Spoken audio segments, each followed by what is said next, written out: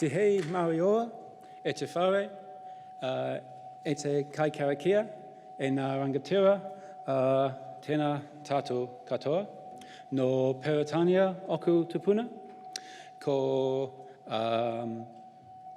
ke te rangarere, aho e noho ana, ko Aotearoa, toku wahi motuhake, ke Know Your Stuff, aho e mahi ana, ko Jez, aho, no rewa, tēnā koto, tātou katoa. So Know Your Stuff's got a lot of plaudits this week. Do we have my slides, please?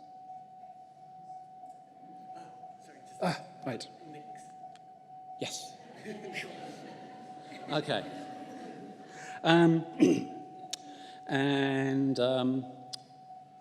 This was all started by Wendy Allison.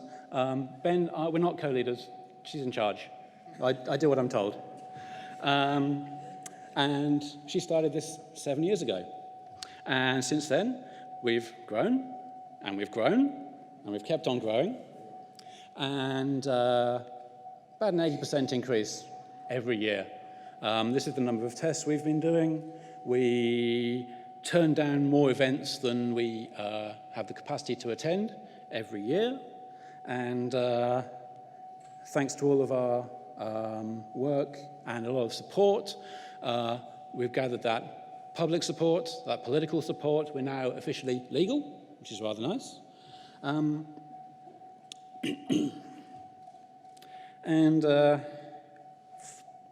This session is about good examples of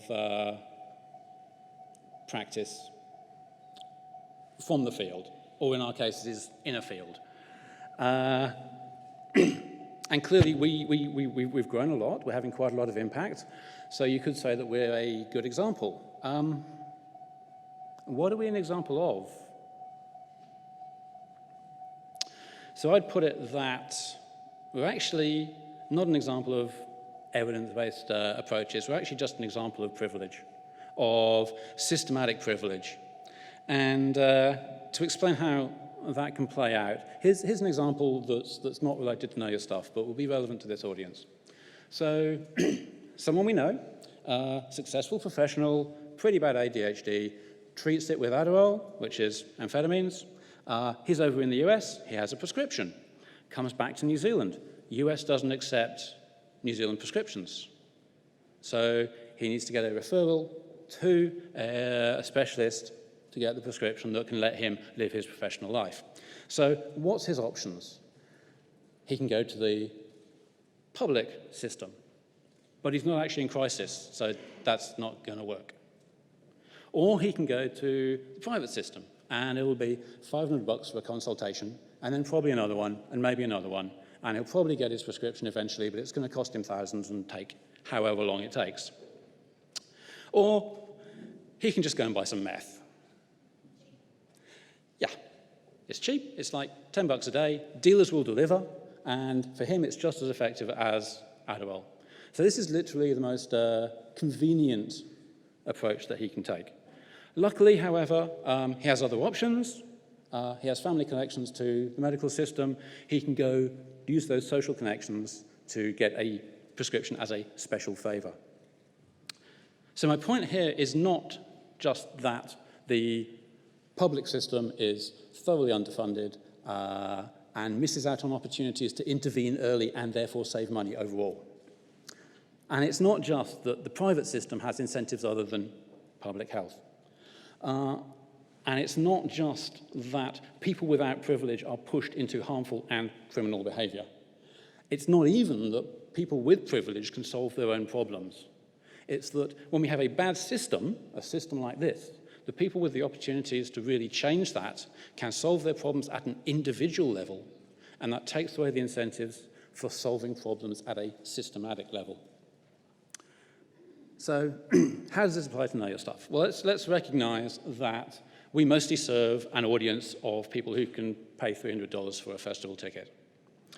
We do not address the majority of drug harm in this community. but we're held up as a good example.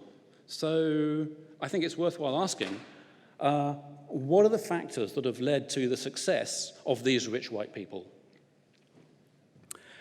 Well, it's been a 7-year journey from an inkling of an idea to a successful organization.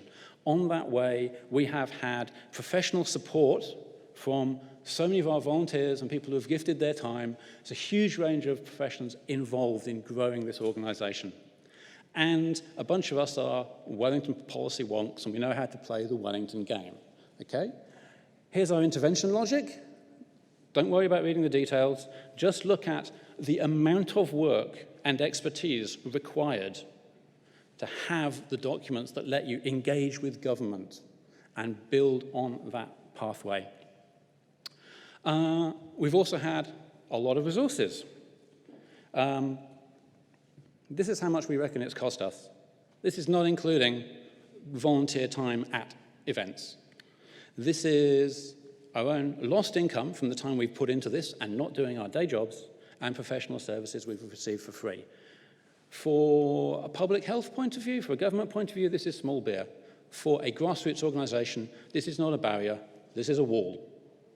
And let's talk also about the other barrier. None of the people here fear getting arrested. They're not going to lose their homes, they're not going to lose their jobs, they're not going to lose access to their kids. So if we want other good examples that can grow in the way that Know Your Stuff has grown, and we do, because there's a whole host of great ideas and people and organizations out there with the potential to grow in that way, then what do we actually need to do? If you'd come to Know Your Stuff 7 years ago and say, okay, what do you need? Then we'd have had some idea, but there was a hell of a lot we didn't know. But we can take inspiration from what we know works for providing harm reduction to individuals. You engage with people where they're at. You provide tailored advice, and you recognize their agency. If we want to grow harm reduction organizations, we do just the same thing. You engage with the organizations where they're at, you provide tailored support, including money, and you recognize the grassroots expertise of the people on the ground who are doing the hard work. And then if we can build some organizations that serve not the people that can afford $300 for a festival ticket, but for all of the communities in New Zealand who are affected by drug harm, then I think we'll have something to be proud of. Thank you.